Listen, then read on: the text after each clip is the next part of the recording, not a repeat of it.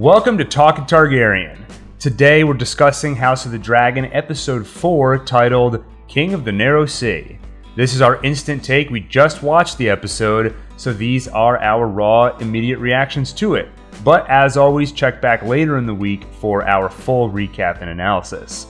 Also, spoilers ahead for everything through Episode 4, but nothing from any future episodes. We haven't read Fire and Blood. We don't watch the next time on, so you're in safe territory. I'm Gil. I'm Daniel. Let's get into it. First, I should just address the fact if you're watching this, you're like, what's going on? It's not what it looks like normally. Well, Talking Targaryen is on the move. If you follow us on social media or any other places, then you know that we're in Toronto right now for the Toronto International Film Festival. Seeing a bunch of screenings. That's why we didn't do this live last night. We were at a screening for The Good Nurse. And we're in an Airbnb right now. So we don't have as much control over the lighting as we want. You know, I have this weird shadow on my forehead. We tried to get rid of it, but we're in unfamiliar territory. We got to get this thing going. So we made do with what we have. Anything to add, Daniel? Yeah, and I'm really dark. I don't know why you focused more on the shadow on your forehead than how dark that I am. But I'm looking right at myself right here. But the most important thing is that you can hear the words we're saying. So with that, Daniel, what did you think of episode 4 of House of the Dragon?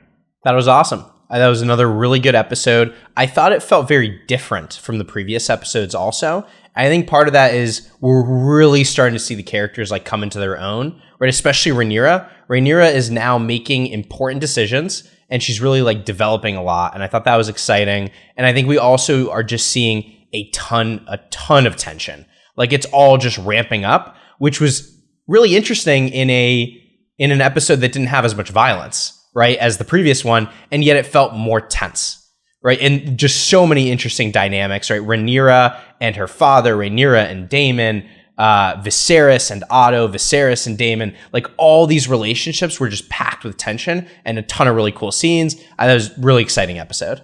Yeah, there's tension in every episode, and so much of it comes from something that Daemon says this episode. One of my favorite lines of the episode, "This is a tragic world. You cannot live your life in fear, or you will forsake the best parts of it."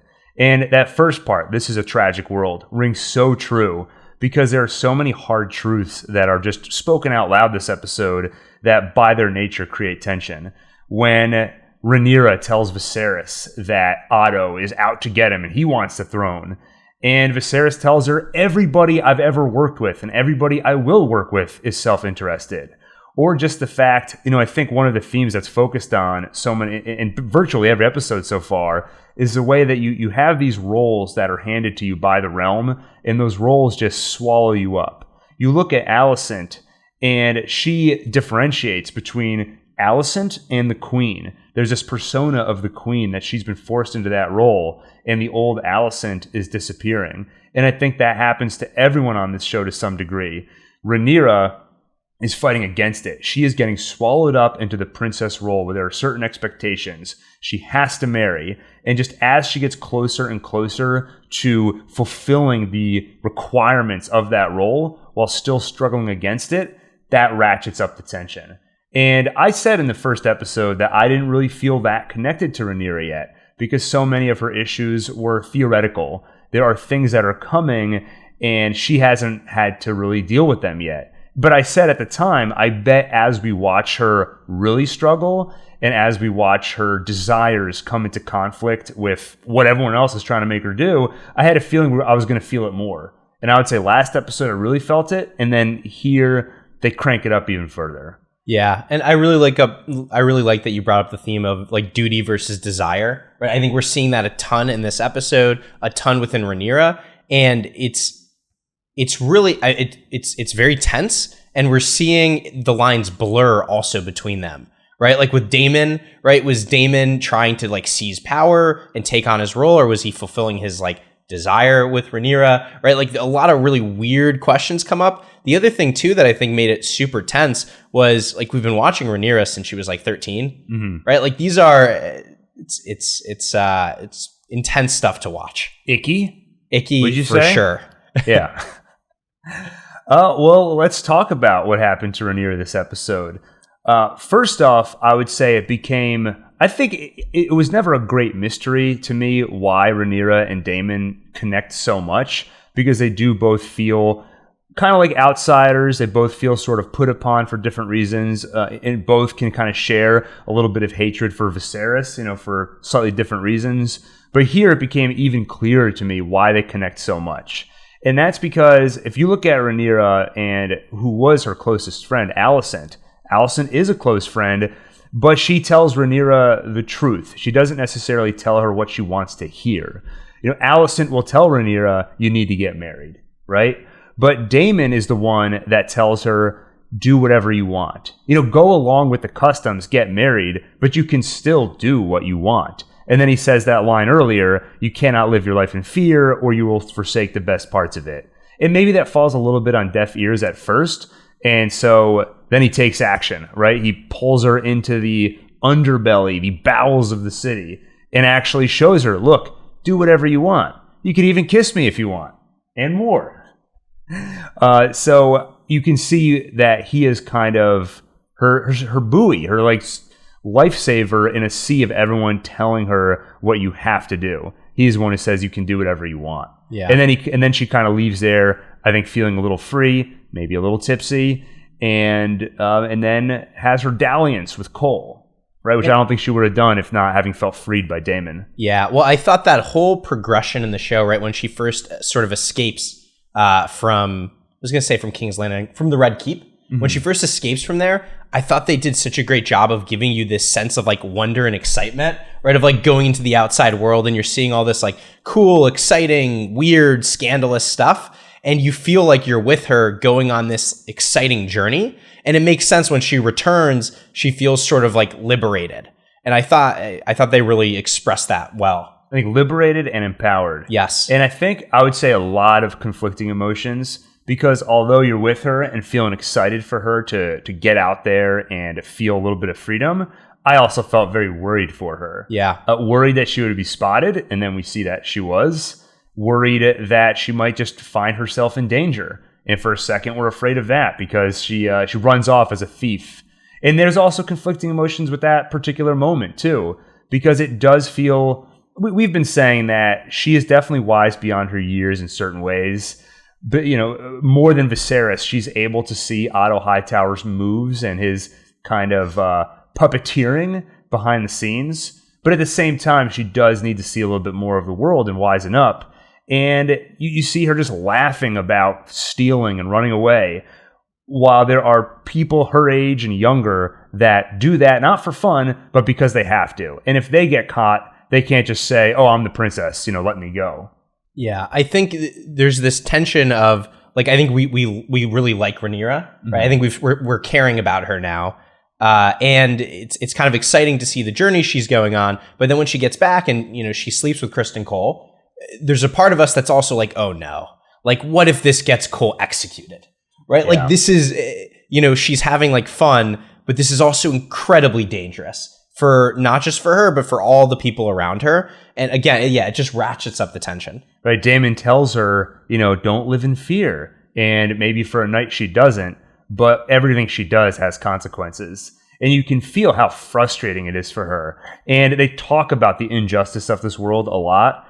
And here you really feel it because they point it out a couple of times. But if she were a man and she did this, would have been no problem. At most, it would have been a slap on the back. You dirty dog, you rascal. But for her, it's words like treason are being thrown around. It is a matter of life and death what she chose to do. Yeah, but let's also not forget, even if she were a man, the things she's doing or he would be doing do result in people getting killed, right? Yeah. Robert Baratheon has a ton of bastards, and all those bastards get murdered. Yeah. Right? It's weird. They're royalty, and there are times I think where you can feel like everyone else are just the playthings for royalty, right? Kind of like when you watch The Boys and the superheroes just have all these horrible consequences for the people around them. It really makes me scared of who's going to get hurt.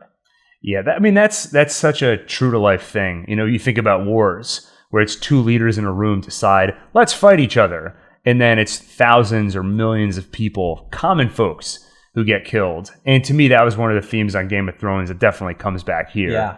Well, and how about just the random violence we see at the beginning of this episode, right? Over Rhaenyra, right? People are just arguing, making fun of each other, trying to impress Rhaenyra, and then this little boy slaughters that guy. Yeah, that is one thing that I feel so strongly every episode is just violence is so stupid. Yeah. It's so dumb. This guy has just got a big mouth. He's a class clown. And for that, he's probably dead in a very painful... I learned from Reservoir Dogs that getting wounded in the stomach is one of the most painful places to get shot in that case, or in this case, slashed. And this little boy is now a killer, right? Like, I don't know if he's actually killed somebody before. Who knows? Yeah. So, by the way, did you find it at all off-putting? Just that, I forget that they called him the White Worm, I think. This little kid that, spied on Rhaenyra, and both Alicent and Viserys demand that kid's head, basically. Yeah. I did find that slightly off-putting. By the way, I assume the White Worm or whatever is like the person who runs this spy organization. Oh, it actually might be Daemon's previous paramour. Mistress. Yes. Paramour? Yeah, I was trying to think of a nice word. Nice. I wonder if she's the White Worm or whatever, but it sounded like somebody who's running the spy ring. Yeah, and it seems like that's what she's doing now.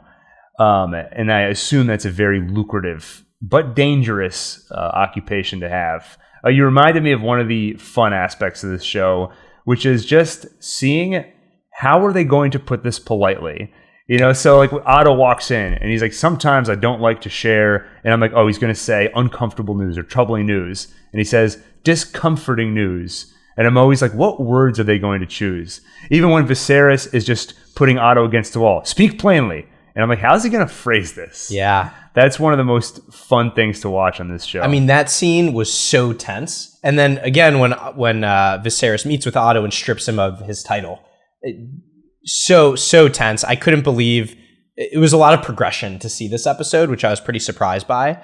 The other thing too is like with Hightower, it kind of makes sense that he should report this to Viserys. Is like people are going to be talking about this. I mean, they were doing what they were doing in the middle of like a brothel, right, in a pleasure house. Like people are going to see it. Viserys has to know. So he kind of did the right thing. But yeah, we know what ulterior motives he has. Yeah. And we should talk about the moment with Daemon in the brothel. Yeah. It was, I think, played somewhat ambiguously what exactly happened and why he stopped. Previously, we've seen that he had difficulty coming to completion. In this case, and that can be brought on by mental distress. So my read on the situation was that in the middle of it, he was like, I shouldn't be doing this. And that may have manifested physically, or it may have just been, let me just back out of this situation. But either way, I did read that as a moment of clarity, that there's going to be severe consequences to this. And then I think the next day, okay, if he didn't go through with it, why is he owning it anyway and acting like he did? And I think, number one, they probably went far enough that it's going to be a problem regardless. And likely no one's going to believe him. So it's kind of that petulance of, if I tell you I didn't do it, you're not going to believe me anyway. So you know what? I did it. Whatever. Yeah, and it might have been something he might have decided, like, look, I'm going to go do this because this is good for me, right? If I can get to marry Rhaenyra or whatever, or to even make Viserys look weak, this is good for my standing. And so, yeah, maybe he couldn't even actually do it because he felt wrong about it, but he still wanted to take credit for it. I also got to imagine that Daemon's very proud. I also imagine there's some, like, shame around what happened, and he kind of doesn't want people to know that he couldn't perform. Right. Well, so talking about Viserys. A lot of big decisions for him this episode. Yeah. Well, first off, let's stay on Daemon for a second. But he really showed Daemon this time. You know what he did? He told him to go back home. Go back to your room. It's just what he always does. And then where does he end up going? Not back home. Yeah, I got to think it just escalates. So last time Viserys did this, Daemon teamed up with the Sea Snake and then started a war that lasted a couple of years. So what's he going to do this time? Now, it is complicated by the fact that Rhaenyra now intends to marry the Sea Snake's son. So if Daemon goes over there to team up with Corlys, it's not going to be as easy for him to do that kind of in a vacuum, isolated. And then the Sea Snake is also up to some of his own shenanigans. So, I mean, TLDR, I'm worried about what Daemon's going to do in response to this. Yeah. Especially since, once again, he hasn't faced any real consequences besides getting kicked really hard. Otto, you mentioned it earlier, he's fired. That's also worrying. I kind of feel like these are two actions where it's sort of strike me down and I will return stronger than ever, or whatever Obi-Wan's line was from A New Hope. But you got to think Daemon's going to walk away from this and be pretty upset and strike back somehow. And I worry for Otto as well. Yeah, I mean, Otto could be in a position to, bring Alicent home with him and say, look, we have the rightful heir right here. Viserys has lost his mind. He's weak. He doesn't know what he's doing. Right? Like Otto could easily start to sow dissent, and he's also from a powerful house. And I'm kind of excited to see what Otto does, because so far his ruse has been kind of one step after another, all in the same direction. Right? Get Alicent in the room with Viserys, get them to fall in love, get her to produce heirs. What does he do now? Is he going to continue? He might keep Alicent there and continue to try and work through her. But we've already seen last episode that she's not fully going along with him. She's not pressing very hard for Aegon to be the heir. So when Otto can't control her and he's really backed into a corner, he might try to strike back in some unpredictable and dangerous way. So I don't know. As always, we're leaving things just messier and messier every episode. Any other thoughts, Daniel, on this episode overall? Or anything we didn't mention? Here, I'll take a very quick look at my notes. Oh, I mean, how about, there's a lot to dig into in the full take, right? I'm excited to dig into it more. But Rhaenyra's choice at the end, she says, look, I'll marry, what was his name? Laenor Velaryon. Right. Corlys's son. Super interesting that she's made the choice to, fulfill her duty, but I'm sure there's a lot more to it, right? I think Rhaenyra has grown a lot. I don't think she's planning to just slip into a standard princess role, right? I think she's trying to shore up her political position now, and who knows what else she has planned. But I think that's pretty exciting too. She may have also become more okay with making that choice after sort of learning from Daemon. You know what? I can go along with my political requirements, but just still try and live my life on the side.